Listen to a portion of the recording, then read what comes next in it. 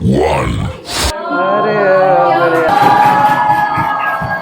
Glass में पानी भरा जाए और फिर इसे ऊपर इस तरह से उल्टा किया जाए तो डेफिनेटली इसमें से पानी नीचे गिर जाए। लेकिन अगर फिजिक्स का कुछ कॉन्सेप्ट अगर इसमें लगाएं तो ऐसा नहीं होगा, और मैं इसे कितना भी तेज घुमा लूँ या उल्टा कर लूँ पानी नहीं गिरेगा। और उसके पीछे फिजिक्स का एक कॉन्सेप्ट है और उसका जवाब आप लोग मुझे दोगे। Oh no!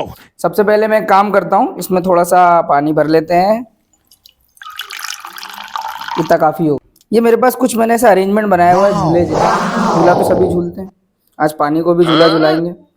तो इस झूले में इस ग्लास को रखते हैं और इसे वर्टिकल सर्कुलर मोशन देने की कोशिश करते हैं।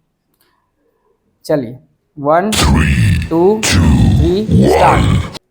ठीक है, तो यहाँ पर देखो पानी भी रखा हुआ है और ये घूम भी रहा है। ऐसा होना चाहिए था कि पानी गिर जाना चाहिए था। तो कॉन्सेप्ट क्या है? कॉन्सेप्ट है वर्टिकल सर्कुलर मोशन। इसमें होता क्या है कि जब कोई भी ऑब्जेक्ट वर्टिकल सर्कुलर मोशन करके अपने टॉप मोस्ट पॉइंट पर जाता है तो उसका एक तो पानी का और ग्लास का वेट mg नीचे की तरफ लगेगा और एक टेंशन टी जो इस थ्रेड में क्रिएट हो रहा था वो लग रहा होगा।